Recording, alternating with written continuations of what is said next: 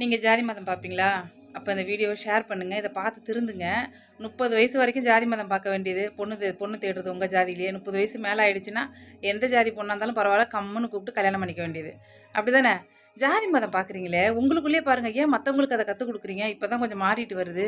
மனுஷங்க தாங்க. உங்களுக்கு இருக்கிற அதே 2 கண்ணு, அதே 2 காலு, அதே 2 கை, அதே சிவப்பு கலர் ரத்தம் தான் எல்லாருக்கும் ஓடுது. சரியா? ஜாதி மதம் நீங்கள் கொஞ்சம் வசதி வாய்ப்பாக இருந்தால் நீங்கள் உயர்ந்த ஜாதி, வசதி வாய்ப்பு இல்லைனாக்கா அவங்க தாழ்ந்த ஜாதி. இதெல்லாம் யார் உருவாக்குனது? ஜாதிக்கு எங்கேயாவது வரலாறு இருக்கா? கல்வெட்டில் எங்கேயாவது எழுதியிருக்கா? எங்கேயாவது அதிகாரத்தில் இருக்கா? கண்டிப்பாக கிடையாது. ஜாதி மதம்னு எந்த காலத்துலங்க சுற்றிக்கிட்டே இருக்கீங்க? பூமியே எக்ஸ்பைரி ஆகிட்டு இருக்கு. ஒரு நாள் எப்படி உருணும் அப்படியே சுற்றுறது நின்றுச்சுன்னா சோழி முடிஞ்சுது. தெரியுமா உங்களுக்கு? நீ சாப்பிட்ற காய்கறி உன் ஜாதிக்காரன் உருவாக்குனதா? நீ உடுத்துற துணி உன் ஜாதிக்காரன் உருவாக்குனதா?